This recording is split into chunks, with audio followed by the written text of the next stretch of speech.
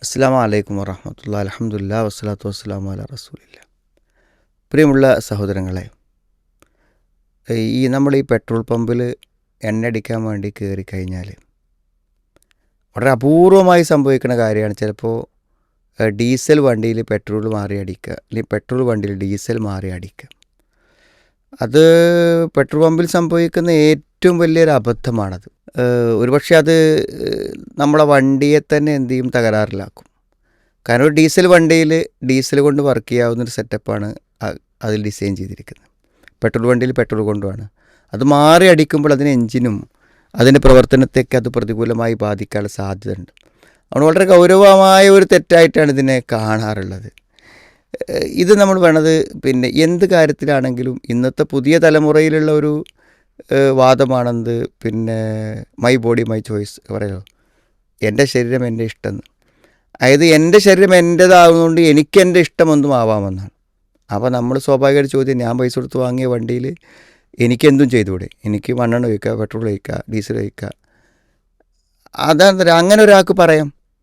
പക്ഷെ വെച്ചാൽ ആ കമ്പനി ആ കാറ് ഡിസൈൻ ചെയ്ത ഒരാൾ അതിലേക്ക് എന്ത് പവറാണോ ഡിസൈൻ ചെയ്ത് അതുകൊണ്ടേ അത് സ്മൂത്തായി വർക്ക് ചെയ്യുള്ളൂ. അല്ലാത്തത് ഒരാൾക്ക് പറയാം, അതിനിപ്പോൾ സ്വാതന്ത്ര്യമുണ്ട് ചെയ്യാം. അതേപോലെ തന്നെ മനുഷ്യനെ സൃഷ്ടിച്ചത് പടച്ചോനാണല്ലോ. അതുകൊണ്ട് ആ സൃഷ്ടികർത്താവായ അള്ളാഹു നമ്മളോട് പറഞ്ഞു തന്നെയാണ് നമ്മൾ കേൾക്കേണ്ടത്. ഞാനിത് പറയാൻ കാരണം, ജീവിതത്തിലൊക്കെ ഭയങ്കര പരാജയങ്ങളും ദുരന്തങ്ങളും സംഭവിച്ച ധാരാളം ആളുകളുണ്ട്. അവരൊക്കെ അടിച്ചു പൊളിച്ച് ജീവിക്കാമെന്ന് വിചാരിക്കണം. പക്ഷെ അവരൊന്നും പ്രതീക്ഷിക്കാത്ത പരാജയങ്ങൾ അവരുടെ വിദ്യാഭ്യാസത്തിൽ, ജോലിയിൽ, പല പല കാര്യങ്ങളിലും അവർക്ക് എന്ത് ചെയ്യുന്നുണ്ട്, വന്നു ചേരുന്നുണ്ട്. അപ്പോൾ ഇതിന് കാരണം എന്താണെന്ന് വിചാരിച്ചാൽ, നമ്മളെ സൃഷ്ടിച്ച് ഡിസൈൻ ചെയ്ത പടച്ചോൻ ഈ എൻജിൻ എങ്ങനെ പ്രവർത്തിക്കണമെന്ന് അവൻ പറയുന്നുണ്ട്. ഇത് നമ്മൾ വളരെ ആശയമല്ല, ഇത് ഖുർആൻ തന്നെ കിട്ടുന്ന ആശയമാണ്. ഖുർആനിലെ 1-ാമത്തെ സൂറത്ത് തന്നെ അതാണ്. എന്ന് പറഞ്ഞാൽ ആദ്യം ഇറങ്ങിയ സൂറത്ത്, ഇഖ്റ ബിസ്മി റബ്ബിക്കല്ലദീ ഖലഖ ഖലഖൽ ഇൻസാന മിൻ അലഖ്. ഈ ഖുർആൻ ഇത് വായിക്ക് നബിയോട് പറയാണ്. വായിക്കേണ്ടത് എങ്ങനെയാണ്? ഇഖ്റ ബിസ്മി റബ്ബിക്കല്ലദീ ഖലഖ്, നിന്നെ സൃഷ്ടിച്ചവനായ നാഥൻ്റെ നാമത്തിൽ. ഖലഖൽ ഇൻസാന മിൻ അലഖ്, അവൻ ഭ്രൂണത്തിൽ നിന്ന് മനുഷ്യനെ സൃഷ്ടിച്ചു. മനുഷ്യൻ്റെ സൃഷ്ടിപ്പിനോടൊപ്പമാണ് ഖുർആനിനെ ചേർത്ത് പറയുന്നത്, ഖുർആൻ വായിക്കാൻ വേണ്ടി പറയുന്നത്. അപ്പോൾ ഖുർആനിൻ്റെ വായനയും നമ്മുടെ സൃഷ്ടിപ്പും തമ്മിൽ എന്താ ബന്ധം? സൃഷ്ടിച്ച പടച്ചവനാണ് ഖുർആൻ തന്നത് തന്നെയാണ്. അപ്പോൾ തൻ്റെ സൃഷ്ടികൾക്കുള്ള ഒരു ഇൻസ്ട്രക്ഷൻ മാനുവലാണ്, ഒരു മാർഗനിർദ്ദേശമാണ് അത്. അതുകൊണ്ട് എന്ത് ചെയ്യാൻ പറ്റില്ല, ഇതിലേക്ക് നമ്മൾ മദ്യം കയറ്റാൻ പറ്റില്ല. എൻ്റെ ശരീരമാണെന്ന് നമ്മൾ മദ്യം കയറ്റാൻ പറ്റില്ല. മദ്യം കയറ്റിയാൽ എന്താവും? ആ മദ്യം പറ്റാത്ത ഒരു ശരീരപ്രകൃതിയാണ് അള്ളാഹു നമുക്ക് തന്നിരിക്കുന്നത്. അപ്പോൾ നമ്മുടെ മെയിൻ അവയവങ്ങൾ, ഹാർട്ട്, അതേപോലെ തന്നെ നമ്മുടെ ശ്വാസകോശം, നമ്മുടെ ലിവർ, ഇതൊക്കെ തകരാറായി പോവും. അതാണ് അതിൻ്റെ കാര്യം. അപ്പോൾ എന്താണോ നമുക്ക് അതൊന്നും വേണ്ട, കുറച്ച് ഭക്ഷണം അധികമായാൽ മതി.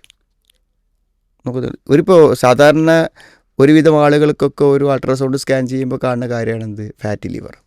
ഗ്രേഡ് 1 ആണ്, ഗ്രേഡ് 2 ആണെന്നൊക്കെ പറയും.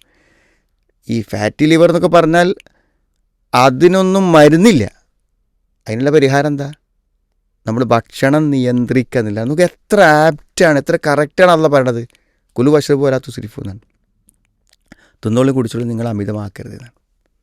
ഈ അമിതമായ ഭക്ഷണം നമ്മുടെ ശരീരത്തിന് വേണ്ടതിലേറെ കൊഴുപ്പ് വന്നാൽ കൊഴുപ്പ് ശരീരത്തിൻ്റെ അവിടങ്ങളിലൊക്കെ എന്ത് ചെയ്യും, ആ കൊഴുപ്പ് അടിഞ്ഞു കൂടും. എന്തിനാണ് ആ കൊഴുപ്പ്? അത് നമ്മുടെ ശരീരത്തിന് എപ്പോഴാണോ ഭക്ഷണം ഇത് കുറവാകുന്നത് ആ സമയത്ത് എടുക്കാൻ വേണ്ടിയുള്ള സ്റ്റോറേജാണ്. അതൊക്കെ അവിടെ സ്റ്റോർ ചെയ്യുകയാണ് ചെയ്യുന്ന സാധനങ്ങൾ. അപ്പോൾ എന്തില്ല, എല്ലാ സമയത്തും ഇങ്ങനെ കണ്ടമാനം അടിച്ച് കയറ്റുകയാണെങ്കിൽ എന്തില്ല, പിന്നെ ഈ സ്റ്റോറേജ് അത് എടുക്കേണ്ട ഒരു ആവശ്യം പിന്നില്ല. അപ്പോൾ പിന്നെ അതെന്ത് ചെയ്യും, നമ്മുടെ രക്തക്കുഴലിലേക്കും അതേപോലെ തന്നെ നമ്മുടെ ഉള്ളിലെ അവയവങ്ങളിലേക്കൊക്കെ കയറുകയാണ്. അപ്പോൾ അതൊക്കെ ബ്ലോക്ക് ആവുകയാണ്, അതിനൊക്കെ തടസ്സങ്ങൾ സംഭവിക്കുകയാണ്. അപ്പോൾ അത് സൃഷ്ടിച്ച പടച്ചോൻ പറയുന്നത് തന്നെയാണ് നമുക്ക് ഏറ്റവും നല്ലത് എന്ന് നമ്മൾ മനസ്സിലാക്കണം. അപ്പോൾ ആ നിയമങ്ങൾക്കനുസരിച്ച് നമ്മൾ പോകണം. അതല്ലെങ്കിൽ നമ്മൾ അപകടങ്ങൾ കാത്തിരിക്കുന്നുണ്ട്. ഇപ്പോൾ തൽക്കാലം നമ്മുടെ ദേഹേച്ഛകൾ നമ്മോട് പറയുന്ന നമ്മുടെ സന്തോഷങ്ങൾക്ക് അനുസരിച്ചുകൊണ്ട് നമ്മുടെ ജീവിതത്തിൽ അള്ളാഹുവിൻ്റെ കൽപ്പനകളെ ലംഘിച്ചുകൊണ്ട് നമ്മൾ മുന്നോട്ട് പോയാൽ നമ്മൾക്ക് വളരെ ഗുരുതരമായിട്ടുള്ള അപകടങ്ങൾ ജീവിതത്തിൽ വരും എന്ന് നമ്മൾ മനസ്സിലാക്കണം. അതാണ് ഖുർആൻ്റെ ആദ്യം ഇറങ്ങിയ അധ്യായം നമുക്ക് തരുന്ന ഒരു മെസ്സേജ്. അതുകൊണ്ട് ശരിയായ അള്ളാഹുവിൻ്റെ നിയമങ്ങൾ പാലിച്ച് മുന്നോട്ട് പോകാനും അതിലൂടെ ജീവിതത്തിൽ സമാധാനം കൈവരിക്കാനും പരിശ്രമിക്കുക. അള്ളാഹു നമുക്കെല്ലാം തൗഫീഖ് പ്രദാനം ചെയ്യുമാറാവട്ടെ.